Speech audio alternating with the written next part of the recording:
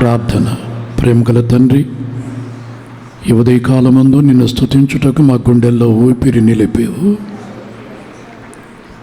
పనులన్నిటినీ చేసుకునేదానికి ఆరోగ్యం ఇచ్చావు.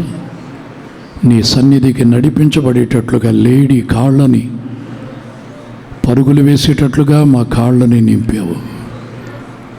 ప్రభువా, సాయంకాలము నైవేద్యము వలె మా చేతులెత్తుటకు మీరు కృపనిచ్చారు. మా ప్రార్థన ఆలకించారు. మా స్తుతుల మీద మీరు ఆసీనులయ్యారు. ఈ ఆరాధన అంతటిలో మీరు మహిమ తెచ్చుకున్నందులకై స్తోత్రం. కృపాక్షేమాలతో నీ బిడలు జీవించున్నట్లుగా మీ వాక్కులను దయచేయండి. అవసరమైతే గద్దించి బెత్తమును వాడి సరిచేసి నీ ప్రేమను చూపించండి. విడిచిపెట్టబాకయ్యా. ఏ ఒక్కరూ విడవబడకూడదయ్యా. నీ చేతుల్లో నుంచి జారిపోకూడదు. నీ కనికరము చేత బలపరిచి, బలహీనతలు ఏదన్నా ఉంటే నీ బలమును చూపించండి ప్రభు. నీ కొరకు వీళ్ళని సాక్షులుగా వాడుకోమని, నీ బిడ్డలు ఎక్కడున్నా నిన్ను ఆరాధించి మహిమపరచాలి ప్రభు. అన్ని విధాలుగా దీవించమని యేసు నామములో ప్రార్థిస్తున్నాను తండ్రి. ఆమేన్. పరిశుద్ధ గ్రంథంలో ఒక వాక్యాన్ని మనం చదువుకుందాం. కొలస్సీ పత్రిక 3వ అధ్యాయం 12వ వాక్యం నుండి 17వ వాక్యం వరకు కొంచెం జాగ్రత్తగా అర్థమయ్యేటట్లుగా చదవండి. కాగా దేవుని చేత ఏర్పరచబడిన వారును పరిశుద్ధులను ప్రియులను అయిన వారికి తగినట్లు మీరు జాలి గల మనస్సును, దయాళత్వమును, వినయమును, సాత్వికమును, దీర్ఘశాంతమును ధరించుకొనుడి. ఎవడైనను తనకు హాని చేసినని ఒకడు అనుకునిన ఎడల ఒకనిని ఒకడు సహించుచు ఒకనిని ఒకడు క్షమించుడి. ప్రభు మిమ్మల్ని క్షమించిన లాగున మీరును క్షమించుడి. వీటన్నిటిపైన పరిపూర్ణతకు అనుబంధమైన ప్రేమను ధరించుకొనుడి. క్రీస్తు అనుగ్రహించు సమాధానము మీ హృదయములలో ఏలుచుండనీయుడి. ఇందుకొరకే మీరు ఒక్క శరీరముగా పిలువబడితిరి మరియు కృతజ్ఞులై ఉండుడి. సంగీతములతోనూ కీర్తనలతోనూ ఆత్మ సంబంధమైన పద్యములతోనూ ఒకనికి ఒకడు బోధించుచు బుద్ధి చెప్పుచు కృప సహితముగా మీ హృదయములలో దేవుని గూర్చి గానము చేయుచు సమస్త విధములైన జ్ఞానముతో క్రీస్తు వాక్యము మీలో సమృద్ధిగా నివసింపనీయుడి. మాట చేత గాని క్రియ చేత గాని మీరు ఏమి చేసినను ప్రభు అయిన యేసు ద్వారా తండ్రి అయిన దేవునికి కృతజ్ఞతాస్తుతులు చెల్లించుచు సమస్తమును ఆయన పేరట చేయుడి. ఈ వాక్యాన్ని అంతా ఎందుకు చదివించాను అని చెప్పనంటే, మీరు ఇంటికి వెళ్ళిన తర్వాత ఈ వాక్యాన్ని మీరు చదువుకోవాలి. ఈ వాక్యాన్ని మీరు చదవాలి. ఈ వాక్యాన్ని మీరు చదివితే పరిశుద్ధాత్మ దేవుడు అందులో ఉన్నటువంటి ప్రతి మాటని మీకు అర్థమయ్యేటట్లుగా ఆయన చెప్తాడు. కనుక ఇందులో ఒక విషయాన్ని మనం జ్ఞాపకం చేసుకుందాం. ప్రారంభంలో ఏముంది ఈ వాక్యంలో? కాగా, గమనించండి, దేవుని చేత ఏర్పరచబడిన వారును పరిశుద్ధులను ప్రియులైన వారికి. ఏర్పరచబడిన వారు పరిశుద్ధులు ప్రియులు అయిన వారికి తగినట్లుగా మీరు జాలి గల మనస్సును, దయాళత్వమును, వినయమును, సాత్వికమును, దీర్ఘశాంతమును ధరించుకొనుడి. ఈ చెప్పబడినటువంటి ఈ వాక్యము, ఈ మాటలన్నీ మునుపు ఎవరు ధరించుకొని ఉన్నారు? ఆ విధంగా గమనించండి. మీరు ఏర్పరచబడిన వారు, మీరు పరిశుద్ధులు, మీరు ప్రియులు, మీరు ప్రియులు కనుక మీరు దేవునికి చాలా ఇష్టలు అని చెప్పను అనలా. కానీ మీరు ఇప్పుడు ఏం చేయాలి అని చెప్పనంటే, ఏమేం ధరించుకోవాలా? జాలి గల మనస్సుని ధరించుకోండి, దయాళత్వమును, వినయమును, సాత్వికమును, దీర్ఘశాంతమును ధరించుకొనుడి. వీటన్నిటిపైన ఏమండి ప్రేమ అన్నటువంటి మాట కనబడుతుంది. అక్కడ మనల్ని సంపూర్ణతలోనికి నడిపించే ప్రేమ అనే వాక్యం ఉందా?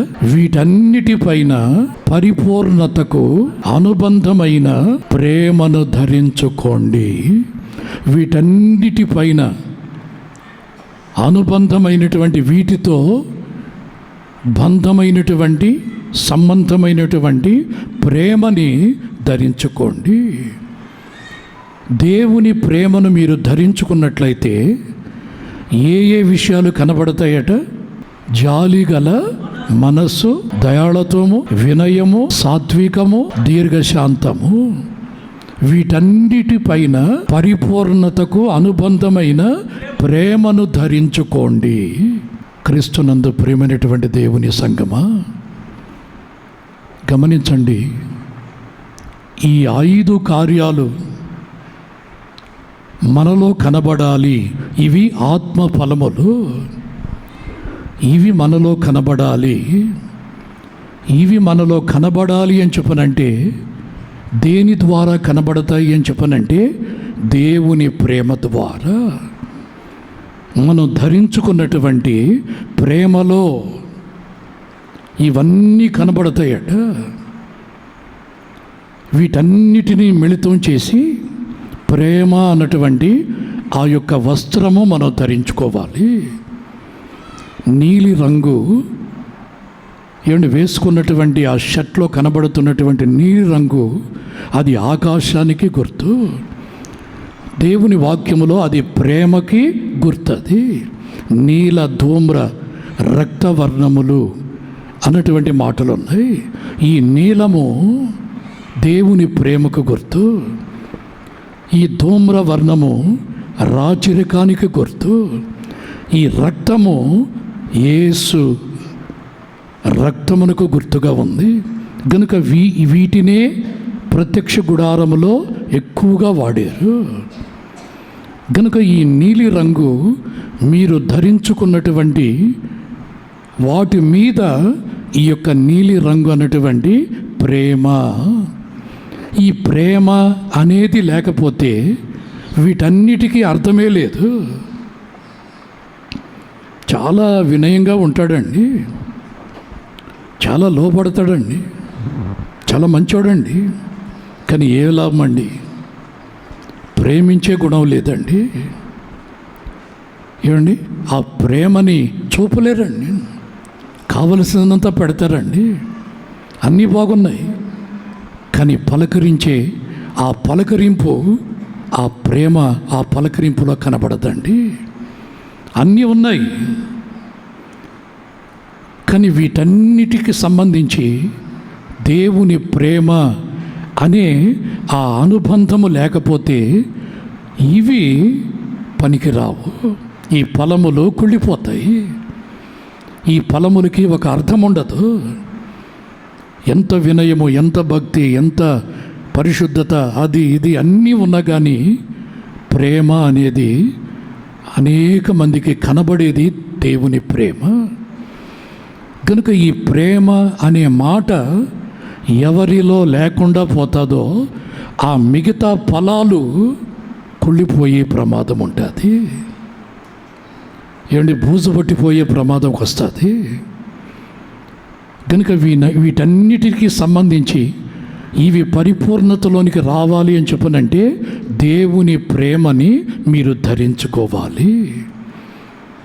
మీరెవరు అని చెప్పనంటే మీరెవరు? దేవుని చేత ఏర్పరచబడిన వారు. మీరెవరు? పరిశుద్ధులు. మీరెవరు? ప్రియులు, దేవునికి ఇష్టమైనటువంటి వారు. కానీ వారితో పరిశుద్ధాత్మ దేవుడు అంటున్నాడు, మీరు ఇంత మాత్రమే ఆగిపోకూడదు. మేము దేవుని చేత ఏర్పరచబడ్డాం, మేము దేవునికి ప్రియులమి, ఏమండి మేము పరిశుద్ధులమి అని చెప్పని అంతటితో ఆగకూడదు. నీవు పరిపూర్ణుడివి కావాలి. నీలో దేవుని కార్యాలు పరిపూర్ణతలో కనపడాలి. కనుక ఇవన్నీ దేవునిని మహిమపరిచేవిగా, మరొక ప్రక్క నిన్ను నీ జీవితాన్ని కాపాడేవిగా ఉండాలి అని చెప్పనంటే, కనబడుతున్నటువంటి ఆ నీలి ఆకాశపు రంగు, ఆ యొక్క ప్రేమ అనేక మందికి దర్శనమివ్వాలి. హల్లెలూయా. విధేయత ఉంది. ఏమేమి గుణాలు ఉన్నాయి అక్కడ? జాలి గల మనస్సు, దయాళత్వం, వినయం, సాత్వికం, దీర్ఘశాంతము. ఏమండి, ఈ 5 లక్షణాలు ఉన్నాయి. కానీ ఈ 5 లక్షణాలతో ఏ విధంగా నడిపించబడుతున్నామని చెప్పనంటే, ఇవన్నీ ఉన్నాయండి, కానీ ఏమీ లేదో తెలుసా? ప్రేమ లేదు. మంచి మనసే, కానీ ప్రేమ లేదు. దయ లేదు. దయ చూపుతాడు. ఏమండి, జాలి కలిగినటువంటి వారే, దయ కలిగినటువంటి వారే, కానీ అది ప్రేమతో కూడినటువంటి జాలి కాదు. అది ప్రేమతో కూడినటువంటి దయ కాదు. అది ప్రేమతో కూడినటువంటి దీనత్వం కాదు. అది ప్రేమతో కూడిన మంచితనం కాదు. అంత వేషమండి, అంత వేషం, నాటకాలు. కనుక దేవుని బిడలే, కానీ అవి దేనితో కనిపించటం లేదు అని చెప్పనంటే, సంపూర్ణతలోనికి నిన్ను తీసుకుని వచ్చే ప్రేమ. ఒకే ఒక మాట. గనుక మనం పరిపూర్ణులము కావాలి. మనము పరిపూర్ణులం కావాలి. ఈ పరిపూర్ణత ఎందుకు మనకు? ఏమండి, పెళ్ళి వయసు వస్తే ఆ బిడ్డ పరిపూర్ణుడు. వివాహానికి సంబంధించిన వయసు వచ్చింది. అందుకని ఆ బిడ్డని ఇప్పుడు ఏమంటారు తెలుసా? ఆ అబ్బాయిని పరిపూర్ణుడండి, లేకపోతే చిన్న బిడ్డండి, ఇంకా బాలుడండి, ఇప్పుడే పుట్టినటువంటి వాడండి. సరైనటువంటి వయసులోకి వచ్చారనుకోండి, అతడు వివాహానికి సంబంధించిన పరిపూర్ణుడు. 30 సంవత్సరాల వయసు లోపులో యేసు ప్రభుని సిలువకు అప్పగించల. 30 సంవత్సరాల లోపల ఆయనకి అనేక శోధనలు రాల. 30 సంవత్సరాల తర్వాత శోధనలు ప్రారంభించబడ్డాయి. సిలువ భుజం మీద పెట్టబడింది. మరణశిక్ష విధించబడింది. ఎందుకంటే సరైనటువంటి సమయం, కుటుంబాన్ని అర్థం చేసుకునే పరిస్థితి, తల్లిదండ్రులను అర్థం చేసుకునే వయసు. కొంతమంది ఈ రోజుల్లో దేనికి ఉపయోగపడనటువంటి వారుగా బ్రతుకుతున్నారు. ఇంట్లో ఉన్నారు కానీ ఉపయోగం లేదు. ఇంత వయసు వచ్చినా కానీ ఉపయోగపడనటువంటి పరిస్థితుల్లో ఉన్నారేమిటి అనేటువంటి దుఃఖం. కనుక గమనించండి, ఆ పరిపూర్ణత, ఎప్పుడైతే ఆ పరిపూర్ణతలోనికి మనం రాగలుగుతామో, అక్కడ నుండి ఆత్మ ఫలములు అనేక మందికి మనం చూపించగలుగుతాం. ఈ ప్రేమతో కూడినటువంటి ఫలములు అనేక మంది మనలో చూడగలుగుతారు. ప్రేమతో కూడిన విధేయత, ప్రేమతో కూడిన జాలి, ప్రేమతో కూడిన దయాళత్వం, ప్రేమతో కూడిన వినయం. హల్లెలూయా. కనుక ఇవి మన పరిపూర్ణతలోనికి రావాలి. ఇవన్నీ అని చెప్పనంటే దేవుని ప్రేమను ధరించుకోవాలి. ఎందుకు మనం పరిపూర్ణులము కావాలి? విధేయతలో, వినయములో, ఏమంటే జాలిలో, దయలో, వీటన్నిటిలో మన పరిపూర్ణులం కావాలి అని చెప్పనంటే, మన తండ్రి పరిపూర్ణుడు కనుక. మత్తయి సువార్త 5వ అధ్యాయం 48వ వాక్యం చదువుదాం. మీ పరలోకపు తండ్రి పరిపూర్ణుడు గనుక మీరును పరిపూర్ణులుగా ఉండాలి. హల్లెలూయా. మీ పరలోకపు తండ్రి పరిపూర్ణుడు గనుక మీరును పరిపూర్ణులై ఉండాలి. ఆ సంపూర్ణత రావాలి. చిన్న కుర్రోడికి పెళ్లి చేయరు, చిన్నపిల్లలకి పెళ్లి చేయరు. ఒకవేళ ఆ బాల్య వివాహము చేస్తే అది నేరం. ఎందుకంటే వాళ్ళకి అర్థం చేసుకునే వయసు లేదు కనుక అది చేయకూడదు చట్ట ప్రకారం. కనుక వాక్యం అంటుంది మీరు పరిపూర్ణతలోనికి రావాలి. అంటే 70 సంవత్సరాలు వచ్చిన ఈ పరిపూర్ణతకు సంబంధించినటువంటి ఈ యొక్క మనస్సు, ఈ యొక్క జాలి, ఈ యొక్క పరిశుద్ధత, పరిపూర్ణతకి సంబంధించినటువంటి ఆ పరిస్థితుల్లోనికి రాకపోతే ప్రయోజనం ఉండదు. దేవుని సన్నిధిలో మనం ఫలభరితమైనటువంటి జీవితాన్ని జీవించలేము. ఫలభరితమైనటువంటి కుటుంబం, ఫలభరితమైనటువంటి జీవితంగా ఉండలేము. కనుకనే ఫలములు, ఆత్మ ఫలములు, ఈ చెప్పబడినటువంటి 5 కార్యాలు ఆత్మ ఫలములు. ఇవి ఫలించాలి, మన జీవితం ఫలభరితంగా ఉండాలి అని చెప్పనంటే దేవుని ప్రేమ వీటి మీద ధరించబడాలి. హల్లెలూయా. గనుక నీవు ఎప్పుడైతే పరిపూర్ణతలోనికి నువ్వు నడిపించబడతావో ఆ పరిపూర్ణత ద్వారా నీ జీవితం ఎలా ఉంటుందో తెలుసా? ఫలభరితమైనటువంటి రీతిగా ఉంటుంది. సంతోషము, సమాధానము, దీర్ఘశాంతము, దయాళత్వము, మంచితనము, విశ్వాసము, పరిశుద్ధత ఇవన్నీ ఫలభరితముగా ఉండాలి. ఫలములు ఫలించాలి.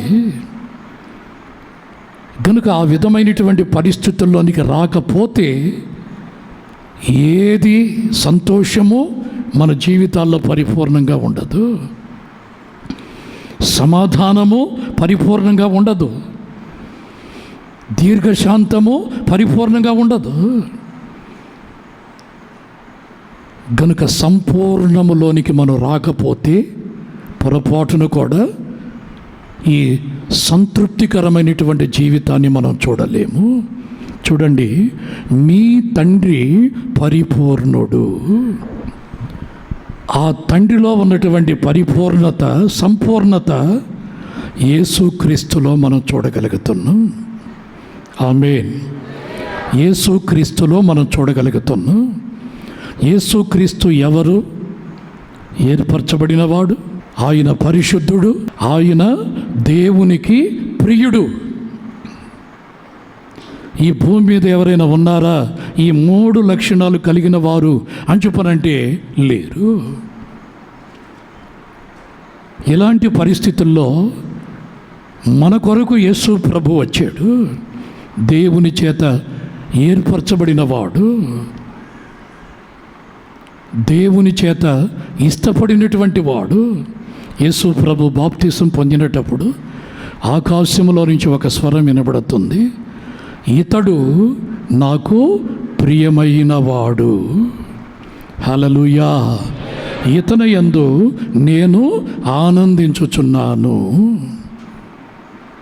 దేవుని చేత ఏర్పరచబడినవాడు, పరిశుద్ధుడు, దేవునికి అతి ప్రియుడు.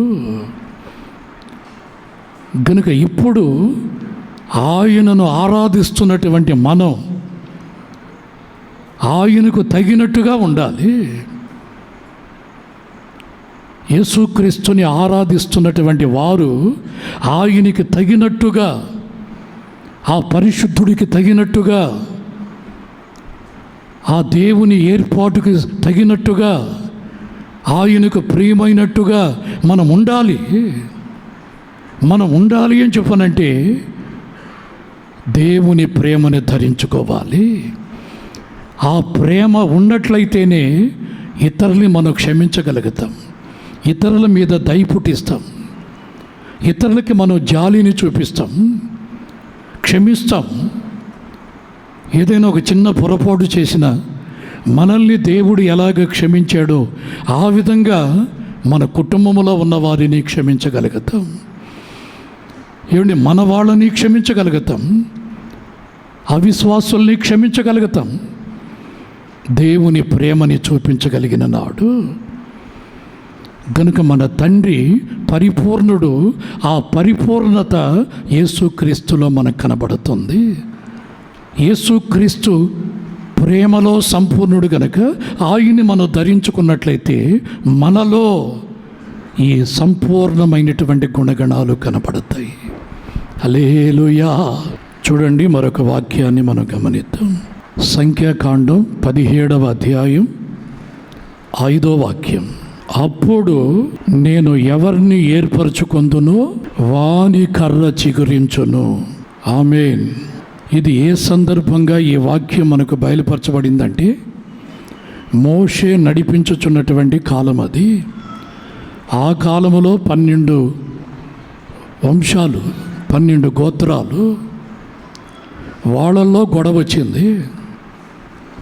మేము పెద్దగా ఉండాలా, మేము పెద్దగా ఉండాలా, మేము పెద్దగా ఉండాలా. ఈ రోజుల్లో సంఘ పెద్దలు ఏమండి కొంతమందిని సేవకుడు ఏర్పరచుకునే సంఘ పెద్దలుగా పెట్టుకుంటాడు. కొన్ని చర్చిల్లో దేవుని మహాకృపను బట్టి మన మందిరంలో అలాంటివి లేవు. ఎవ్వరూ సంఘ పెద్దలు లేరు. అందరూ సమానులే. అందరూ దేవుని కొరకు కష్టపడాల్సింది. సంఘ పెద్దలకి స్థానమే లేదు. ఎందుకంటే వాళ్ళు అందరికంటే విధేయులు కావాలా, వాళ్ళు అందరికంటే జాలి కలిగిన వాళ్ళు కావాలా, వాళ్ళందరికంటే చాలా తగ్గింపు కావాలా. ఆ సంఘ పెద్దలు ఏరి ఈ రోజుల్లో ఆ గొడవ మన పితరుల కాలములో లేచింది. మేము కూడా పెద్దలమే, మేము కూడా పెద్దలం కావాలా అని చెప్పని మోషే మీదకి లేచారు. నువ్వే నా నాయకుడివి అని చెప్పని దేవుడు ఆకాశములో నుంచి విన్నాడు. హల్లెలూయా. విని ఏం చేస్తున్నాడో తెలుసా?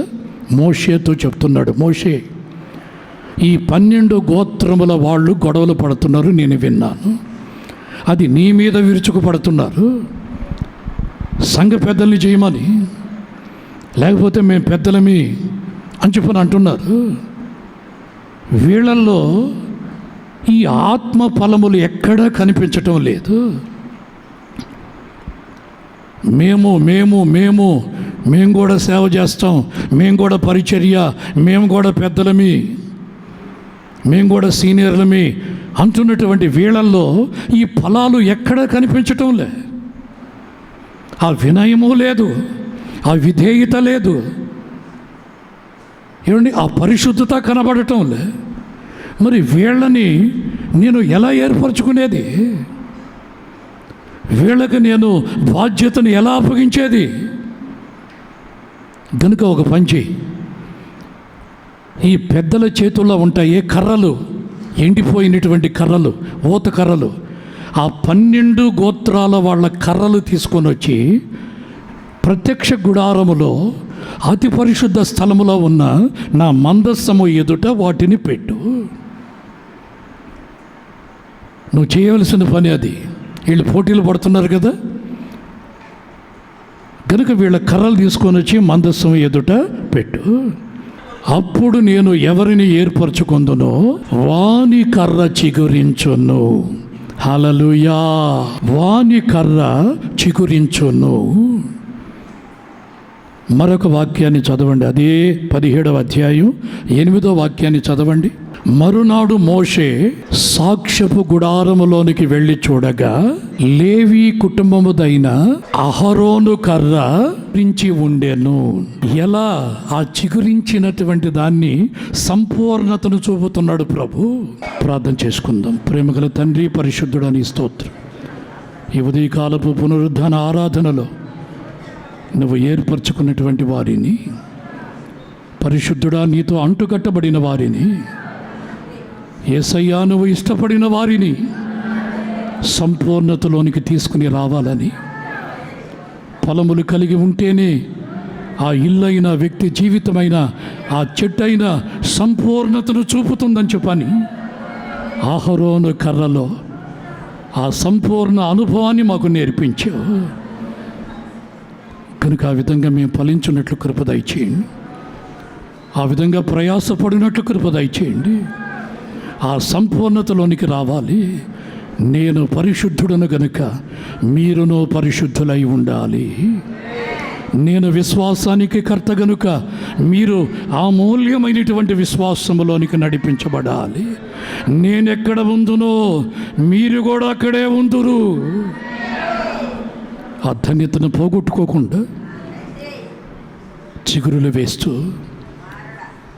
పువ్వులు పూస్తూ పరిశుద్ధాత్మలో ఆ పోలికలోనికి వస్తూ ఆ అభిషేకములో ఉన్నటువంటి రుచిని అనుభవిస్తూ నీ కొరకు ఈ భూమి మీద జీవించుటకు ఒక్కొక్కరి కృప అనుగ్రహించమని, ఆ ఆత్మ ఫలములు ఎంత వర్ధిల్లుతున్నాయో అంతగా చేతి పనులు, అంతగా ఆరోగ్యం, అంతగా వ్యాపారం, అంతగా ఉద్యోగం, అంతగా కుటుంబము వర్ధిల్లునని నువ్వు సెలవిచ్చినందులకై స్తోత్రం చెల్లిస్తూ యేసు నామములో ప్రార్థిస్తున్నాను తండ్రి, ఆమేన్. మన తండ్రి అయిన దేవుని ప్రేమయు, కుమారుడైన యేసుక్రీస్తు కృపయు, పరిశుద్ధాత్మని యొక్క సన్నిధి సహవాసు మనకును సకల పరిశుద్ధులకును నిరంతరము తోడై ఫలములు కలిగినటువంటి చెట్టు వలె కృపాక్షేమాలతో నడిపించబడును గాక. ఆమేన్. హల్లెలూయా.